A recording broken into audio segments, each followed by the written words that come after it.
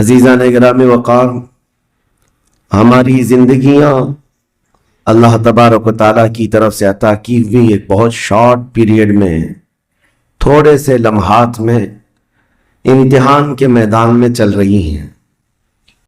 اور اللہ نے قرآن میں فرمایا ہے، خلق الموت والحیات لیبلوکم ایکم احسن عملا۔ اس نے موت اور زندگی اس لیے بنائی ہے تاکہ تمہیں پہچانے، تاکہ تمہیں آزمایا جائے کہ تم میں سے اچھے عمل والا کون ہے۔ ہم دارالعمل اور دارالامتحان میں ہیں۔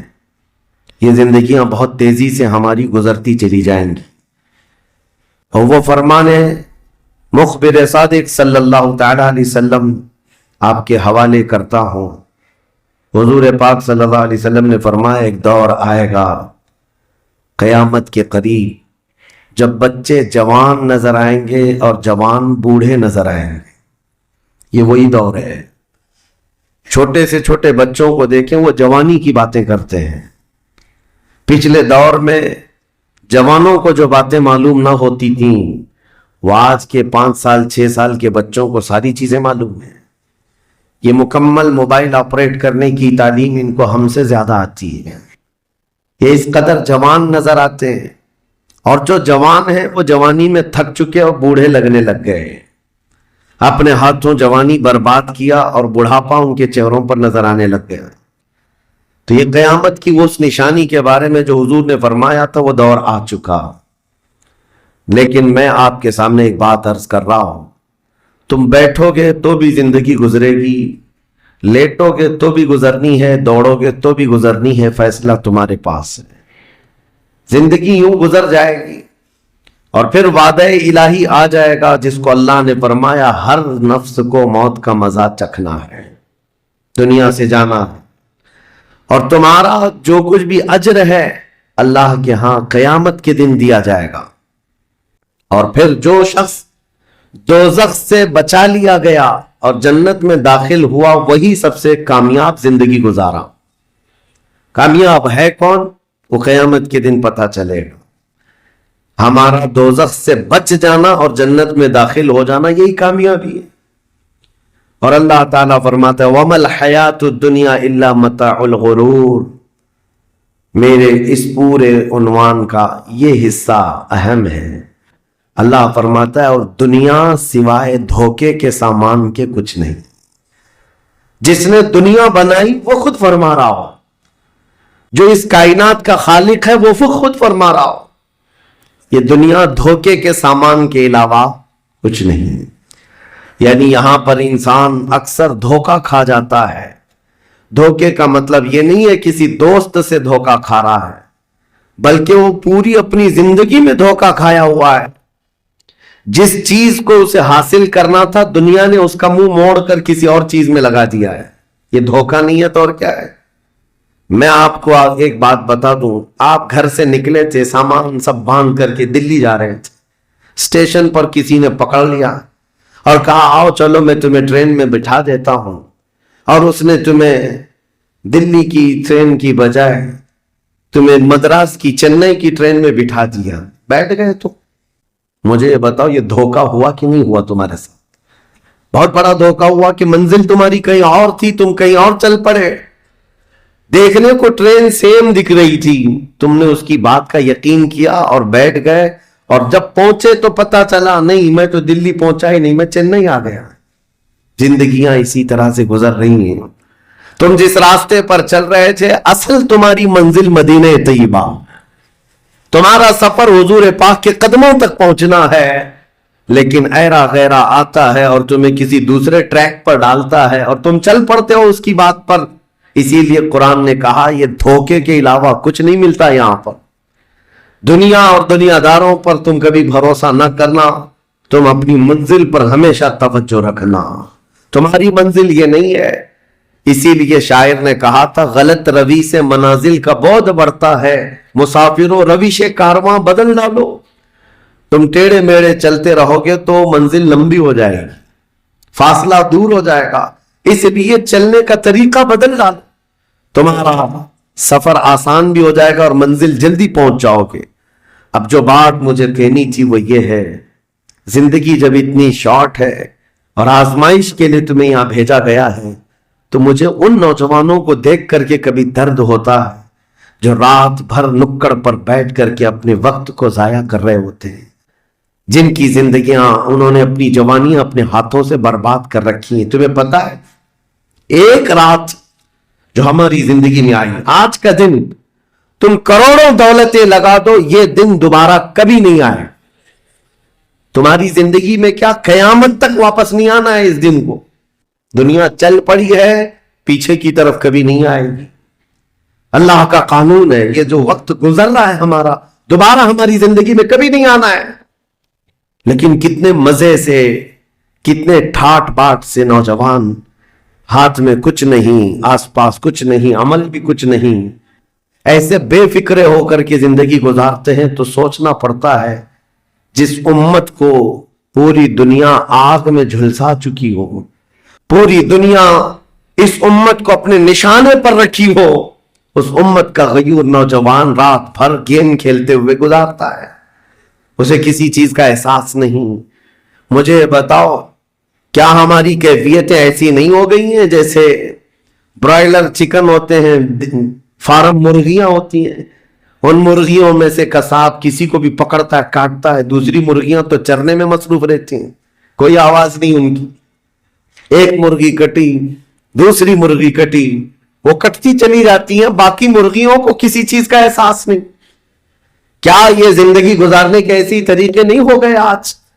ہمیں روز اٹھنے کے بعد ایک نیوز پہنچائی جاتی ہے کہ تمہیں کاٹا گیا، تمہیں مارا گیا۔ نہ جانے ہم کتنی مسجدوں کے مینار گرتے ہوئے دیکھ رہے ہیں، کتنے اولیاء کاملین کے مزارات کو جلا کر خاک کرتے ہوئے دکھائے جا رہے ہیں، اور ہمارے امت کے ساتھ ہی نہیں، بانی اسلام کی عزت کے ساتھ مذاق، یہ روزانہ نہیں چل رہا ہے۔ یہ تمام حالات کے بعد اب مجھے فکر اس بات کی ہوتی ہے، میاں جب ہمارے گھر میں جنازہ رکھا ہوتا ہے تو ہم کھانا تک نہیں بناتے چولہے پر، گھر کے اندر، اور جب امت پر ایسے حالات گزر رہے ہوں تو کیا اس نوجوان کو یہ زیب دیتا ہے کہ وہ عیاشی میں رات گزارے؟ کیا اسے یہ زیب دیتا ہے کہ وہ نکڑ پر بیٹھ کر پوری رات کو تباہی کے اڈے پر گزارے؟ تمہارے ہاتھ میں تاش کے پتے، تمہارے ہاتھ میں شراب کی بوتلیں کیسے آ گئیں؟ یہ امت وہ ہے، تمہیں میں بتاؤں، جنگ تبوک ایک جنگ ایسی ہے حضور پاک صلی اللہ تعالیٰ علیہ وسلم کی زندگی پاک میں 900 کلومیٹر کا فاصلہ ہے مدینہ طیبہ سے۔ ہوا یہ تھا کہ ایک صحابی رسول حضور صلی اللہ تعالیٰ علیہ وسلم کے قاصد بن کر جا رہے تھے، اور بیچ راستے میں ایک عیسائی بادشاہ کے گنڈوں نے اس صحابی رسول کو گرفتار کیا اور ان کو ٹکڑے ٹکڑے کر قتل کر دیا۔ پاپ لنچنگ اس زمانے میں بھی ہو رہی ہوتی۔ یہ خبر جیسے ہی مدینہ طیبہ پہنچی، وہ لوگ ایسے نہیں تھے کہ انا للہ پڑھ کر خاموش ہو جاتے ہیں۔ صحابہ کرام کا جم غفیر مدینے میں جمع ہوا، عرض کیا یا رسول اللہ صلی اللہ علیہ وسلم آپ کا حکم کیا ہے؟ نبی کریم صلی اللہ تعالیٰ علیہ وسلم نے صحابہ کرام کو بھیجا، اس میں سپہ سالار کی تعداد کئی صحابہ کی تھی، اور جب یہ لشکر جرار مدینہ طیبہ سے نکلا 900 کلومیٹر دور چل کر کے گئے، اور وہاں جا کر کے جن لوگوں نے حضور کے ایک غلام پر ہاتھ اٹھایا تھا ان کے بخیے کھڑا کر دیے، اور ان کو الٹ پلٹ کر کے آئے اور لوگوں کو یہ میسج دیا تھا کبھی حضور کے غلاموں کی طرف چھیڑخانی نہ کرنا ورنہ پورا مدینہ باہر آ جائے۔ یہ یونٹی، یہ اتحاد، ان کے اندر یہ احساس میرے آقا صلی اللہ تعالیٰ علیہ وسلم نے پیدا کر رکھا تھا کہ کل مؤمن جسد واحد۔ حضور صلی اللہ تعالیٰ علیہ وسلم نے فرمایا کہ پورا جتنے مومن ہیں وہ سب ایک جسم کی طرح ہیں، ایک جسم کی طرح ہے۔ اذا اشتکا عضو تداعى له سائر الجسد بالسحر والحمى، جیسے ایک پارٹ کو اگر درد ہوتا ہے تو پورے جسم میں بخار آتا ہے۔ مومنوں کی کیفیت یہ ہونی چاہیے، لیکن احساس دھیرے دھیرے ختم ہوتا چلا گیا۔ آج ہماری پستی کا ایک سبب یہ بھی بتایا جاتا ہے، جس کو شاعر نے کہا تھا، قوت فکر و عمل پہلے فنا ہوتی ہے جب کسی قوم کی شوکت پہ زوال آتا ہے۔ سوچنے سمجھنے کی صلاحیت پہلے ختم ہو جاتی ہے. آدمی سوچتا نہیں سمجھتا نہیں، بس اپنے وقت کو ضائع کر رہا ہے، برباد کر رہا ہے، بیٹھا ہوا ہے، گپے لگا رہا ہے. میں آپ کو بتاؤں، ہماری عمروں کا احتساب ہونا چاہیے. ہماری زندگی کو گن کر کے دیکھیں کتنے سال کے ہیں ہم. 25 سال، 30 سال، 35 سال، 40 سال، اور اس کے بعد گنو ہم سے کیا ہو سکا ہے اس دنیا میں. ہم اس دنیا میں کیا کر چکے اب تک؟ ہم سے کچھ نہیں ہوا. اگر تاریخ میں آپ کو بتاؤں میرے عزیزوں، آپ کو پتہ ہے اس ہندوستان کی سرزمین پر سب سے پہلے لشکر اسلام کی سپہ سالاری کرتے ہوئے آنے والا ایک نوجوان محمد بن قاسم 10,000 کا لشکر لے کر عرب سے آیا تھا اور پرچم اسلام لہرایا تھا. تاریخ میں آج بھی رقم ہے. اپنے پنڈتوں نے بھی اس تاریخ کو لکھا ہے. ہاں، پنڈتوں نے بھی لکھا ہے. اور یہ محمد بن قاسم 10,000 کی سپہ سالاری کے ساتھ ہندوستان میں آ کر اسلام پھیلایا. عمر کیا تھی؟ صرف 19 سال کی عمر تھی. 19 سال کی عمر میں یہ عظیم کارنامہ انجام دینے والا. انہوں نے اپنی عمر کا صحیح استعمال کیا، اپنی ایج کو برباد نہیں کیا، ضائع نہیں کیا. طارق بن زیاد، جس کا یورپ بھی قائل ہے، جبل الطارق آج بھی ایک مقام ہے یورپ میں جس کو جبرالٹر کہا جاتا ہے. یہ حضرت طارق بن زیاد کے نام سے ہے. یہ پہلا سپہ سالار ہے جس نے پوری دنیا کے سامنے وہ عزم پیش کیا تھا. یورپ کی سرزمین پر جب کشتیاں لے کر پہنچے تھے یہ مومنین کی تعداد، وہ طارق بن زیاد ہی ہے جس نے پوری کشتیوں کو آگ لگا دیا تھا. کہا تھا کہ ہم پیچھے مڑ کر جانے والوں میں سے نہیں. جتنے ساتھ آئے تھے سمندر پار کر کے، کشتیوں کا سفر تھا، کشتیاں لکڑی کی بنی ہوئی، آگ لگا دیا. کہا اب اس عزم کے ساتھ اترو، یا تو ہماری قبر بنے گی یا تو ہمارا جھنڈا لہرائے. میرے عزیز، عمر 22 سال کی تھی طارق بن زیاد. اور ایک دو نہیں، میں تمہارے سامنے مثالیں رکھوں. ہندوستان کی سرزمین پر ایک ولی کامل کی آپ کو میں تاریخ اگر بتاؤں، جو سرکار سیدنا غریب نواز رضی اللہ تعالیٰ عنہ سے بھی 200 سال پہلے اس ہندوستان کی سرزمین پر تشریف لائے اور اسلام کی خاطر لڑتے لڑتے شہید بھی ہو گئے، اور جن کا لقب سلطان الاولیاء ہے، سیدنا سالار مسعود غازی رحمت اللہ علیہ. ان کے متعلق یہ فرمایا گیا وہ سلطان الاولیاء ہے ہندوستان کے، اولیاء اکرام کے بادشاہ کی حیثیت ہے. سرکار غریب نواز سے بھی پہلے آئے، لیکن ان کی عمر ان کی شہادت کے وقت 19 سال کی تھی.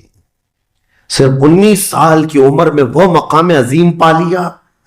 ہماری تو زندگی کی عمریں پتہ نہیں کتنی چلی گئیں اور ہم میں سے کوئی کارنامہ نہ ہو سکا. کارنامہ نہ صحیح، زندگی گزارنے کا سلیقہ بھی نہیں آ سکا. کارنامے نہ ہو تو الگ بات ہے، لیکن مسلمان تو بن جاتا کوئی. عزیزان گرامی وقار، میں آپ کو ایک بات بتا دوں، جو زندگی ملی ہے کچھ ایسا کر جاؤ کہ تمہاری تاریخ رقم ہو جائے، ورنہ قبرستان جا کر کے دیکھنا، وہاں تو لکھے ہوئے کتبے بھی مٹ گئے. قبروں میں کون سویا ہے ان کو بھی لوگ فراموش کر چکے، بھول گئے، سب بھول گئے. لیکن کچھ ہستیاں ہیں جو ہمیشہ آباد رہتی ہیں. یہ وہ لوگ ہیں جنہوں نے اس روئے زمین پر اپنی ذات کے لیے نہیں، اللہ کی رضا کے لیے جیا کرتے تھے. اللہ کی رضا کے لیے جیا کرتے. آج میں یہ بات کہنا چاہتا ہوں نوجوانوں سے، تمہیں پتا ہے ممبئی کی سرزمین پر لاکھوں نوجوانوں کی تعداد ہے، میں جانتا ہوں، لیکن ان میں سے کوئی انقلابی نوجوان ہو، کوئی دین کی طرف بڑھنے والا، حساس دل رکھنے والا کیوں نہیں؟ خاص طور پر آپ کے ان علاقوں میں تو نشہ اتنا عام کر دیا گیا ہے. ہم دور دراز علاقوں سے سنتے ہیں کہ مسلمانوں کی میجورٹی والے علاقے، یہاں نشہ بکتا بھی ہے، کرتے بھی ہیں، رات بھر اسی میں پڑے رہتے ہیں. کس نے اس دنیا میں تمہیں ملوث کیا ہے؟ یہ وہ قوم ہے جو قیصر و کسریٰ کو گھٹنے پر لے آئی تھی. یہ وہ قوم ہے جس نے دریائے دجلہ میں گھوڑے دوڑا دیے تھے. یہ وہ قوم ہے جس نے افریقہ کی جنگلوں میں بھی اذانیں دی تھی. یہ وہ قوم ہے جس نے یورپ کے کلیساؤں میں کلمہ توحید کو بلند کیا تھا، لیکن آج اسی قوم کی حال یہ ہے کہ دنیا ہر گھڑی ہمارے اعمال کو نشانہ بنا کر کے ہمیں ڈیگریڈ کرتی جا رہی ہے۔ سمجھ جاؤ میرے عزیزو، کب تک اس زندگی کا اس طرح سے چلے گا؟ کیونکہ میرے آقا صلی اللہ تعالیٰ علیہ وسلم کو آج آپ کے سامنے میں یہ بات رکھتا ہوں، حضور اکرم صلی اللہ تعالیٰ علیہ وسلم کو آپ کیا سمجھتے ہیں؟ اپنی قبر انور میں وہ زندہ ہیں؟ ہم تو سنی ہیں۔ حضور اکرم صلی اللہ تعالیٰ علیہ وسلم اپنی قبر پاک میں زندہ، لیکن یہ بات بھی سمجھ کے چلو، حضور نے فرمایا ہر جمعرات کو میری پوری امت کے اعمال میرے پاس پیش کیے جاتے ہیں۔ تم میں سے، ہم میں سے، سب کے اعمال ہر جمعرات کو حضور کے پاس فرشتے سناتے ہیں، فلاں بن فلاں نے ہفتہ بھر یہ کام کیا ہے۔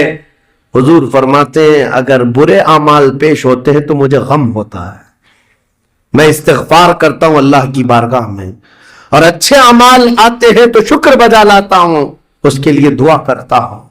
عزیزان گرامی وقار، کبھی پلٹ کر کے زندگی میں دیکھنا کتنے جمعرات ایسی چلی گئی ہوں گی جس میں ہمارے کون سے اعمال فرشتے لے جا کر کے سنا رہے ہوں گے۔ حضور اکرم صلی اللہ تعالیٰ علیہ وسلم کی بارگاہ میں جب ہمارے اعمال یہ کہہ کر سنائے جائیں، آقا آپ کا فلاں امتی بے خبر ہے، نہ نماز پڑھتا ہے، نہ ہی آپ پر درود پڑھتا ہے، نہ ہی وہ کبھی نیکیوں کی طرف آتا ہے، وہ تو گانوں کی دھن پر جی رہا ہے، صبح اٹھتا ہے، شام ہوتی ہے تو اس کو تو فلموں کے نغمے یاد ہیں، آپ کا کوئی قول یاد نہیں۔ بتاؤ میرے آقا صلی اللہ تعالیٰ علیہ وسلم کو فرشتے جب ہمارے متعلق یہ خبر دے رہے ہو، کیا حضور پاک صلی اللہ تعالیٰ علیہ وسلم کو اس بات کا قلق نہیں ہوتا؟ یہ وہ امت ہے جس کے لیے میں رات بھر کھڑے ہو کر دعا کرتا تھا، آج یہ ہم کو فراموش کی ہوئی ہے۔ زندگی گزارنے کا مقصد سمجھ جاؤ میرے عزیزو، اسی لیے میں آپ کو کہتا ہوں کہ زندگی یہ نہیں ہے، حضور تاج الشریعہ رحمت اللہ علیہ نے فرمایا زندگی یہ نہیں ہے کسی کے لیے، زندگی ہے نبی کے لیے۔ نہ سمجھ مرتے ہیں زندگی کے لیے، جینا مرنا ہے سب کچھ نبی کے لیے۔ جو لوگ یہ سمجھ جائیں اس نقطے کو، انہوں نے زندگی کی مرادوں کو پا لیا ہے، وہ حصولیاب ہو چکے ہیں۔ لیکن جو اب تک بھٹکے ہوئے ہیں ان کو میں دعوت فکر دوں گا، ایک بار سوچ لو، ویسے ہی دنیا ختم ہونے والی ہے اور تمہاری موت آنے والی ہے۔ ایک بار سوچ لو کہ ہمارے ساتھ آخرت میں ہونا کیا ہے، قبر میں ہمارے ساتھ بیٹھنے والا کون ہے، ہمارے ساتھ تنہائی کا نگہبان کون ہے، اور محشر کے اس بھرے میدان میں ہمارا ہاتھ پکڑنے والا کون ہے۔ جب بار بار یہ سوچو گے تو اس فکر کو پہنچو گے کہ وہ صرف اور صرف ایک ہی ذات ہے، کون دیتا ہے دینے کو منہ چاہیے، دینے والا ہے سچا۔ حضور پاک صلی اللہ تعالیٰ علیہ وسلم کی طرف لو لگا دو۔ اس کو جن لوگوں نے اپنی زندگی میں پہچان لیا وہ امام اہل سنت بن گئے، مجدد وقت بن گئے۔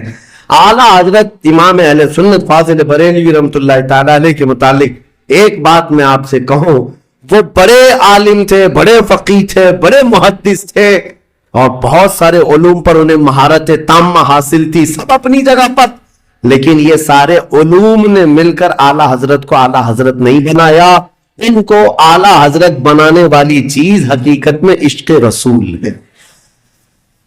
حضور پاک صلی اللہ تعالیٰ علیہ وسلم سے بے انتہا لگاؤ یہ مقام پیدا کر دیتا ہے، یہ مقام۔ ورنہ عالم تو بہت سارے، کتابیں لکھنے والے بھی بہت سارے، لیکن جس نے عشق کی بولی بولی دنیا اس کو پہچاننے لگ جاتی ہے، دنیا اسے پہچاننے لگ جاتی ہے۔ زندگی کا مقصد وہ سمجھ گئے کہ ان کی غلامی کرنے میں ہی یہاں پر عروج و ترقی ہے۔ اسی کو خانوادہ اعلیٰ حضرت سے ان کے پوتوں تک بھی یہ فکر پہنچی۔ تاج الشریعہ نے فرمایا ہوسن سیم و زر کی بندگی اچھی نہیں، ان کے در کی بھیک اچھی، سروری اچھی نہیں۔ تم جو سوچ رہے ہو زندگی کے طور طریقے ایسے ہونے چاہیے، ویسے ہونے چاہیے، گزار لو جتنے دن چاہے، بڑے بڑے بنگلوں میں، بڑی بڑی گاڑیوں میں، بڑی جائیدادوں میں، لیکن زندگی میں وہ عزت نہ پاؤ گے جو میرے مصطفیٰ کے قدموں میں ملے گی، جو حضور کی غلامی میں ملے گی وہ عزت نہیں پا سکتے۔ عزیزان گرامی وقار، نبی کریم صلی اللہ تعالی علیہ وسلم کے ان صحابہ کو دیکھتے ہیں جنہوں نے زندگی کو ضائع نہیں کیا، ایک پل بھی ضائع نہیں کیا۔ آج میں آپ کو اسی لیے کہہ رہا ہوں، موت آنے والی ہے، اس سے پہلے ایک وقت بھی، ایک لمحہ بھی ضائع ہونے مت دینا، برباد ہونے مت دینا۔ جو وقت ہے، میں مصر میں دیکھتا تھا بسوں میں بھی، اور کبھی کبھار ٹکٹ کاؤنٹر پہ جو لائن لگی رہتی تھی، ایک سٹیکر لگایا گیا تھا، اکثر جگہوں پر یہ سٹیکر پڑھنے کو ملتا تھا، اجعلوا الانتظار فی الاستغفار، یہ جو ویٹنگ ٹائم ہے اس کو خالی کھڑے ہو کر کے مت گزارو، اتنی دیر استغفار کرو اور درود پاک تو پڑھو، وقت کو ضائع نہ کرو۔ تمہارے پاس اللہ نے وقت دیا، بیٹھے ہو تو پڑھو، کھڑے ہو تو پڑھو، کیونکہ یہ وقت تمہارا بربادی میں نہیں لکھا جائے گا، تمہارا یہ وقت ضائع کرنے والوں میں نہیں لکھا جائے گا۔ عزیزان گرامی وقار، آپ کو میں ایک بات بتا دوں، جن لوگوں نے اپنی زندگیوں میں بڑے بڑے محلات بنائے، آج ان کے لیے بھی تاریخ ہے، مگر کس انداز سے، کس انداز سے۔ آج دنیا نے آپ کو ایسے ڈائیورٹ کر رکھا ہے، جو کام ہونے کے تھے وہ نہیں کرنا ہے، آپ لا یعنی کاموں میں مصروف ہو گئے، جو چیز تمہارے حصے کی تھی نہیں اس پر انرجی خرچہ کرتے رہ گئے، اور جو چیز تمہارے کام کی تھی اس کو تو بھول ہی گئے۔ آپ کو میں ایک بات بتا دوں، ہو سکتا ہے شاہ جہاں نے تاج محل بنایا، اور پھر بادشاہ قطب الدین کے زمانے کے نشانیاں موجود ہیں، لال قلعے بن گئے، قطب مینار بن گیا، بڑی بڑی عمارتیں ہیں، لوگ اوپر سے نیچے دیکھنے کے لیے آتے ہیں، لیکن میں یہ کہتا ہوں یہ کوئی کمال کی چیزیں تھی نہیں، کمال کی چیزیں تھی نہیں۔ لاکھوں لوگوں کی محنتیں بھی لگی، پیسہ بھی لگا، اور بڑی عمارتیں کھڑی کر کے چلے گئے۔ ہزاروں کی تعداد میں تاج محل میں لوگ جاتے ہوں گے، تاریخ تو لوگوں کو تھوڑی بہت تو پتا ہوگی کہ اپنی بیگم کی محبت میں بنایا ہوا ایک محل ہے، اور بیگم کی قبر بھی وہاں ہے، لیکن جانے والے کبھی کسی کو سنا ہی نہیں کہ ایک فاتحہ بھی کوئی پڑھتا ہو، کوئی پڑھتا ہوا نظر آتا ہے۔ وہ تو پکنک پوائنٹ ہے، ٹورسٹ ایریا ہے، جائے دیکھے آئے۔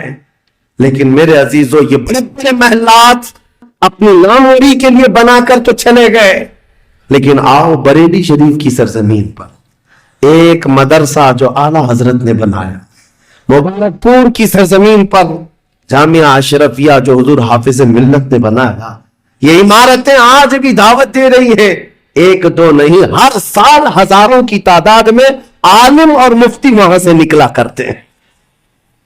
یہ کام کی چیزیں تھی جو بزرگوں نے کر دیا کہ امت کو ایسا کچھ دے جاؤ کہ وہاں سے آنے والا کچھ فیض اٹھا کر کے جائے۔ تاج محل لے کر کے کیا کرنا ہے؟ پیسے کمانا ہے یا ٹورسٹ ایریا بنانا ہے؟ لیکن ایک ایسا ادارہ جس میں پڑھ کر کے دنیا روشن ہوتی اور آخرت بھی روشن ہوتی۔ ہم سنیوں کے ہاں یہ چیزوں کی ضرورت تھی، ہمیں لا یعنی چیزوں میں مصروف کر دیا گیا ہے۔ میں اب تو آپ کو پتہ ہی ہوگا، مجھے تو جلسوں والا آدمی بنا دیا گیا، جہاں دیکھو پروگرام جلسے۔ میں اصل میں جلسوں والا آدمی تھا ہی، میں فیلڈ ورک کرنا پسند کرتا ہوں، کسی علاقے میں رہ کر کے قرآن کی تفسیر کرنا اور لوگوں کے درمیان رہنا۔ لیکن مسلسل سفر کا ایک تجربہ میں آپ کو بتا رہا ہوں، ہوں گے یہاں پر بھی بہار بنگال والے، سب ہوں گے، بہار والے، بنگال والے، جھارکھنڈ والے اتنے جلسے کرتے ہیں، 365 دن بھی اگر ان کو تاریخ دی جائے تو بھی کم ہے۔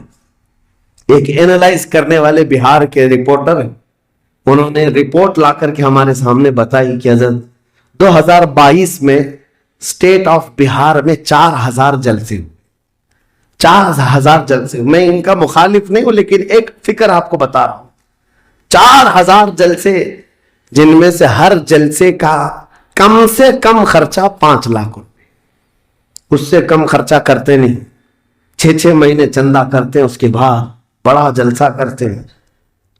کیلکولیشن کر کے دیکھا گیا تو سال میں 2000 کروڑ روپے خرچے ہوں گے، 2000 کروڑ روپے۔ میرے عزیزوں، ٹھیک ہے یہ سب اپنی جگہ پر، لیکن پورے اسٹیٹ پر گھوم کر کے دیکھیں تو مسلمانوں کے نام کی ایک یونیورسٹی بھی نہیں, کوئی ایک بڑا ادارہ نہیں قائم کر سکے. 2000 کروڑ کی بھاری رقم سال بھر خرچ کرنے والا غریب اسٹیٹ جس کو لوگ سمجھتے ہیں.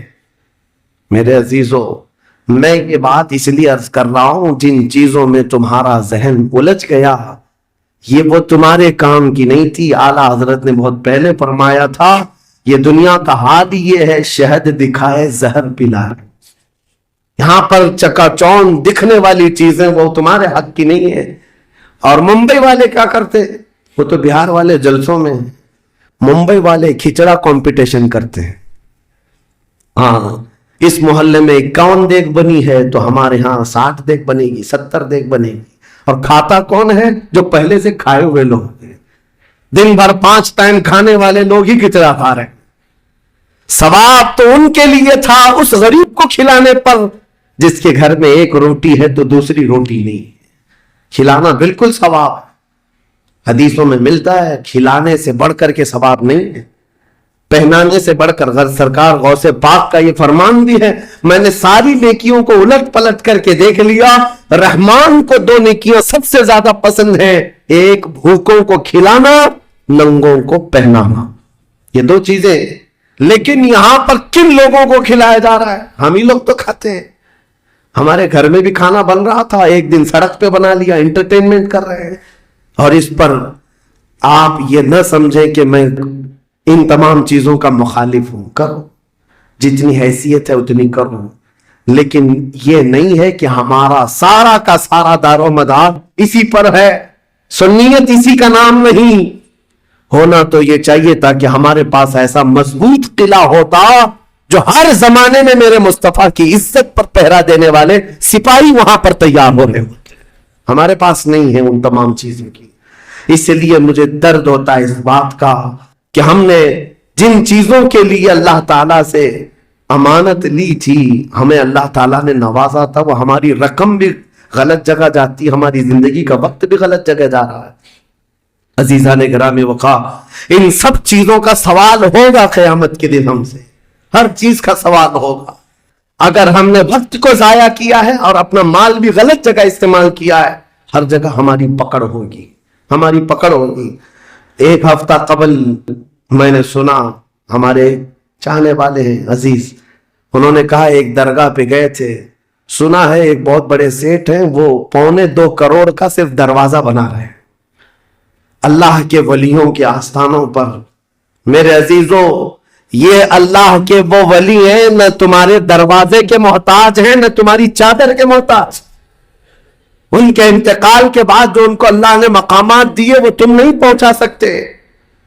وہ تو اللہ تعالیٰ کے رحمت میں ہے, جنہیں اللہ تعالیٰ جنت کے جوڑے پہنا چکا ہو, جن کے لیے جنت کی ہوائیں چل رہی. ان اولیاء کے مشن کو زندہ کرنا حقیقت میں ایصال ثواب. ان کے لیے سب سے بڑی نظر و نیاز یہی ہے. ماررہ مطہرہ میں حاضر تھا, بڑی خوشی ہوئی. صاحب سجادہ نے پڑھ کر کے یہ اعلان کیا تھا, آنے والے زائرین جتنے سنی آتے ہیں, ہم ان سب سے کہتے ہیں کہ ہمارے اولیاء جتنے یہاں آرام کر رہے ہیں, ان اولیاء کو جو چادریں ڈالنی تھی وہ ہم ڈال چکے. تمہاری طرف سے اب کسی چادر کے لانے کی ضرورت نہیں, اور اگر لانا ہی چاہتے ہو ایک دوپٹہ لے جاؤ اور غریب بہن کے سر پر اڑاؤ. یہ پیغامات تھے خانقاہوں کے. حقیقت میں یہی امت کا کام ہے. عزیزان گرامی وقا, لا یعنی کاموں میں پڑھ کر کے ہمارا وقت جو برباد ہوا اس کی تلافی مشکل ہے, بہت مشکل ہے. اس لیے میں صرف یہ میسج دینا چاہوں گا کہ زندگی کے اس پوائنٹ پر آج ہم آ چکے ہیں جہاں آندھیاں طوفان ہر طرح سے ایک بہت بڑی آزمائش میں ہم گرفتار ہیں. کن کن چیزوں کا علاج کیا جائے سمجھ میں نہیں آتا. کبھی کبھار میں بیٹھ کر سوچتا ہوں, گھر میں اگر گیس کا پائپ بھی لیک ہو گیا, آگ بھی لگی ہے, پانی کا پورا فوارہ بھی آ رہا ہو, کچرا بھی گرا ہو, تو آدمی سوچنے لگ جاتا ہے کس چیز کو روکوں, پانی کو روکوں, گیس کو روکوں, آگ کو روکوں, کچرا اٹھاؤں, کیا کروں سمجھ میں نہیں آتا. یہ حالات آج ہمارے ساتھ ایسی ہو گئے. ہم کن کن چیزوں کا مقابلہ کریں سمجھ میں نہیں آتا. اور پھر اس پر مزید جب ہم اپنی قوم کی طرف دیکھتے ہیں, یہ تو گیم چلاتے ہوئے مزے سے بیٹھے ہوئے ہیں, ایسا لگتا ہے انہیں کسی چیز کی فکر ہی نہیں. شاعر نے کہا تھا جگہ جگہ کے تھک چکے ہیں تمہیں یہ ہنگامے, نشاط لذت خواب گراں بدل ڈالو, اٹھو وہ گرنا حشر نہ ہوگا پھر کبھی, دوڑو کہ زمانہ چال اپنی چل گیا. میرے عزیزوں, بس وقت کا احساس تمہارے اندر آ جائے, ضائع نہ کرو. میرے آقا صلی اللہ تعالی علیہ وسلم کی ایک بات میں تمہیں بتا دیتا ہوں. آپ یہ سوچتے ہیں بہت سارے نوجوان خالی فالتو اسی لیے بیٹھے ہوئے, میرے سٹیٹس کے مطابق کام نہیں ملتا, میرے سٹینڈرڈ کے مطابق مجھے کام نہیں ملتا, برباد کیے جا رہے ہیں اپنی زندگی اور لوگوں پر بوجھ بنے ہوئے ہیں. میں ان کے بارے میں بتاتا ہوں. سید الانبیاء رسول مختار صلی اللہ تعالی علیہ وسلم اگر وہ چاہیں تو روزانہ ان کے گھر جنت کا دسترخوان اترے, اگر وہ چاہیں تو سونے اور چاندی کے محلات میں زندگی گزارے. لیکن جانتے ہو نبی کریم صلی اللہ علیہ وسلم ایک دن سیدہ فاطمہ الزہرا کے گھر آئے, دیکھا حسنین کریمین تاک میں دبکے ہوئے بیٹھے, پیٹ پیٹ سے لگا ہوا ہے, آنکھیں اندر ہے. حضرت فاطمہ بھی بیٹھی ہوئی, آواز کسی کی نہیں. حضور رحمت عالم صلی اللہ علیہ وسلم نے پوچھا فاطمہ کیا حال ہے, گھر میں خاموشی کیوں ہے؟ سیدہ کائنات نے کہا ابا جان پچھلے 4 دن سے ہمارے گھر میں کوئی کھانا نہیں.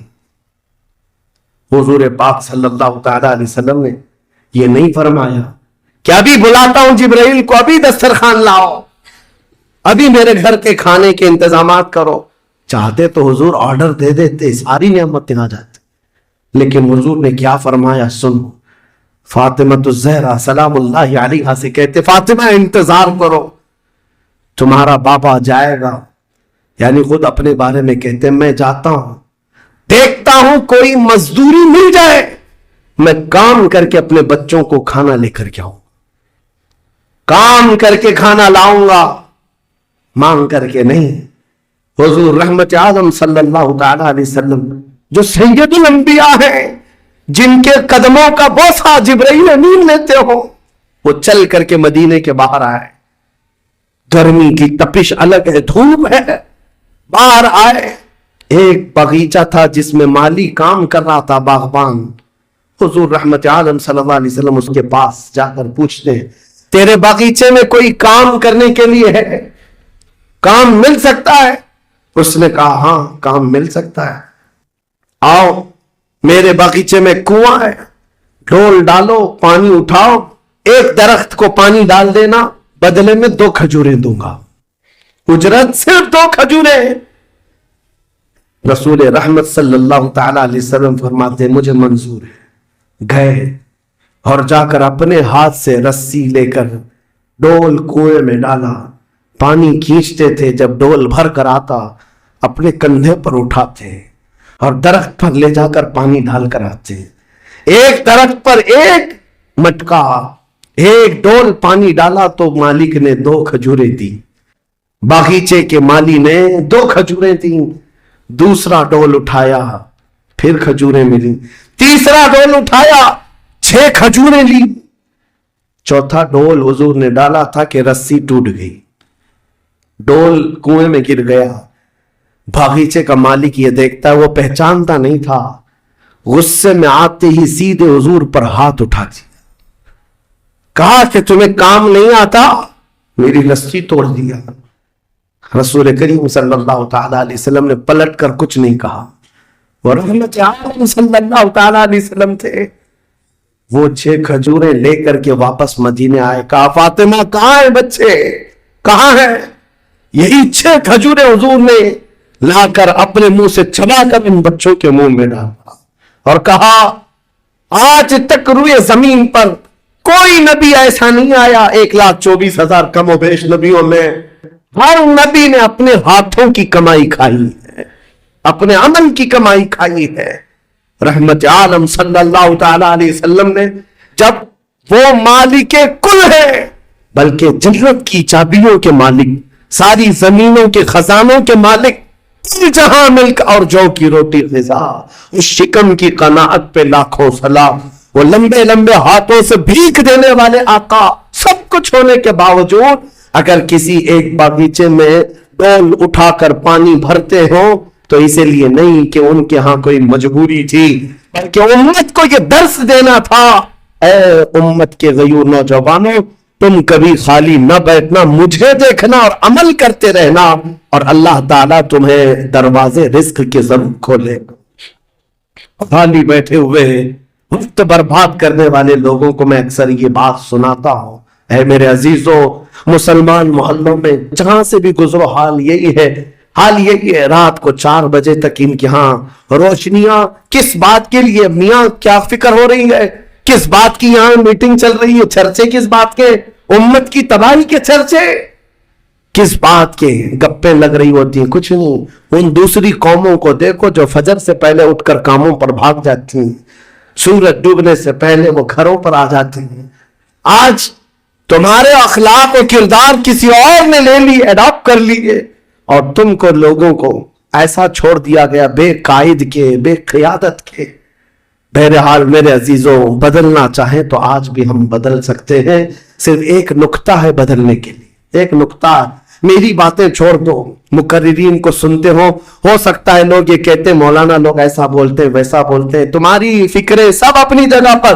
میرے عزیزوں، میں تو بہت نکما آدمی ہوں، میں تو ایک چھوٹا طالب علم بھی نہیں ہوں، جہالت میرے اندر بھی ہے، لیکن میں آپ کو یہ کہنا چاہتا ہوں، اگر دل کے اندر ہلچل مچ سکتی ہے، انقلاب لانے کی فکر آ سکتی ہے، تو ادھر ادھر کی باتیں چھوڑو، آمنہ کے لال کی طرف دیکھو، حضور اکرم صلی اللہ تعالی علیہ وسلم کی طرف تمہارا دل متوجہ ہو گیا تو میں کہتا ہوں تمہاری دھڑکنیں تیز ہو جائیں گی، تم بدل دو گے اپنی زندگی کو، اور اس کے بعد ایک دن آئے گا پھر تم یہ پکار کر کہو گے جو بریلی والے نے کہا تھا، یا رسول اللہ، دہن میں زبان تمہارے لیے، بدن میں ہے جان تمہارے لیے، ہم آئے یہاں تمہارے لیے، اٹھے بھی وہاں حضور کے لیے، جینے کا سلیقہ مل جائے گا۔ لیکن شرط صرف اتنی ہے، آج سے ایک وظیفہ دے کر کے جا رہا ہوں، جمعہ کو، پہلے بھی میں نے ایک بار کہا تھا، جب بھی جمعہ آئے گھر پر اب جاتے ہیں، گھروں میں اچھا کھانا بنتا ہے، میرے عزیزوں اپنے بچوں کو لے لو، بیٹھ جاؤ دسترخوان پر، لیکن گھر میں یہ قانون لگا دینا، بیوی بھی بیٹھے، ماں بھی بیٹھے، بہن بھی بیٹھے، بچے بھی بیٹھے، جس کے گھر میں جتنے لوگ ہو دسترخوان پر بیٹھے، اس وقت تک ہم لقمہ نہیں اٹھائیں گے جب تک 100 مرتبہ میرے مصطفیٰ پر درود نہ پڑھ لیں۔ حضور صلی اللہ تعالی علیہ وسلم کو یاد کرنے کا ماحول گھروں میں آ جائے، پھر دیکھنا زندگی کی بہاریں تم اپنی زندگی میں دیکھ لو گے، ہر گلی میں انشاءاللہ العزیز یہ ماحول بن جائے، پھر کوئی باہر سے آیا ہوا اجنبی تمہارے محلوں میں آ کر کہے گا یہ ممبئی کا محلہ نہیں، مدینے کی گلی نظر آتی ہے، یہاں سے خوشبوئیں مصطفیٰ نظر آتی ہے، ہماری عورتوں کے اندر، ہماری بچیوں کے اندر پردے کی پابندی ہماری تقریروں سے نہیں، حضور کی محبت سے آ سکتی ہے، نوجوانوں کے اندر نشہ سے نفرت تقریروں سے کم، لیکن میرے مصطفیٰ کی محبت سے آ سکتی ہے، کیونکہ حدیثوں میں ہم نے پڑھا ہے وہ مدینے کے لوگ جو 50 سال پرانی شراب پیتے تھے، ایک فرمان مصطفیٰ کیا آیا، انہوں نے اپنے پرانے مٹکے تک توڑ ڈالے، لبوں تک لگی ہوئی شراب کو پٹک دیا کہ اب نہیں، اس لیے کہ مخبر صادق نے فرما دیا ہے، رحمت عالم نے فرما دیا ہے، یہ محبت کا تقاضا تمہیں ہر برائی سے دور لے آئے گا۔ اسی کو اقبال نے کہا تھا کہ محمد سے وفا تمہیں تو ہم تیرے ہیں، یہ جہاں چیز ہے کیا، لوح و قلم تیرے، ہر چیز کا علاج اس میں مضمر ہے، ہر چیز کا علاج اس میں پوشیدہ ہے۔ سچ کہا کرتے تھے بچپن میں جو شاعر ہم سنتے آتے تھے، ہر درد کی دوا ہے صلی علی محمد، تعویذ ہر بلا ہے صلی علی محمد۔ حضور کا نام پاک ہر درد کے لیے دوا بھی ہے، شفا بھی ہے، اور بیماریوں سے چھٹکارے کے لیے کنسنٹریشن، ایک جگہ توجہ مرکوز کر لو۔ آج سے اپنے دل میں یہ احساس پیدا کرو میں اس کا اس کا نہیں ہوں، لوگوں نے مجھے بنا رکھا ہے، یا اس کا فین ہے، اس کا فین ہے، نہیں۔ بیدم وارسی کو پڑھو، کیا کہتے تھے اللہ والے، میرے عزیزوں، کہتے ہیں بارگاہ مصطفیٰ میں یوں عرض کرتے ہیں، سگے طیبہ سب کہہ کے پکارے بیدم، یہی رکھیو میری پہچان مدینے والے، یہ دعا کرتے تھے بیدم وارسی کہ اے اللہ کے نبی، اے مدینے کے تاجدار، ساری دنیا مجھے میرے باپ کے نام سے نہیں مدینے کا کتا کہہ کر کے پہچانا کرتے، اپنی پہچان یہ بنا دیا کہ دنیا مجھے دیکھے تو آپ کے نام سے جوڑ کر کے دیکھے، یہ ان کا غلام ہے، یہ ان کا غلام ہے۔ اس بات پر تمہیں بھی فخر ہونا چاہیے، زندگی ایسی گزارو کہ دنیا تمہیں کسی اور کا نہیں، تاجدار مدینہ کا غلام کہنے لگ جائے۔ لیکن لوگوں کو آج تکلیف ہوتی ہے، تم تو اپنا سب کچھ بدلنے لگ گئے، داڑھی بھی نکال دو، ٹوپی بھی نکال دو، سیکولر بن کر کے گھومو تاکہ کوئی پہچان نہ پائے، تم خود پہچان نکالنا چاہتے ہو۔ میرے عزیزو، فخر کے ساتھ میں کہتا ہوں، آج ظالموں کو چوٹی رکھنے میں شرم نہیں آتی تو تمہیں حضور کی داڑھی رکھنے میں کیا شرم آئے گی؟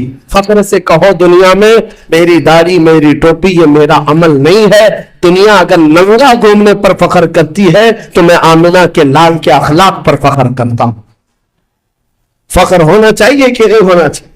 زندگی گزارنے کے طور طریقے یہ ہیں، ہم بہت جلدی حضور کے پاس جانے والے ہیں، بہت جلدی قبروں میں ان کی زیارت کرنے والے ہیں، بہت جلدی ہماری آنکھیں بند ہوں گی اور قبر میں لے جایا جائے گا اور وہاں پر حضور کا دیدار ہونا ہے۔ عقیدہ ہے یا نہیں؟ حضور کا دیدار ہونا ہے۔ تو میرے عزیزو، آج جمعہ کے لیے آتے ہو تو کپڑے بدل کے آ جاتے ہو، عطر لگا کے آ جاتے ہو، سرما لگا کے آتے ہو۔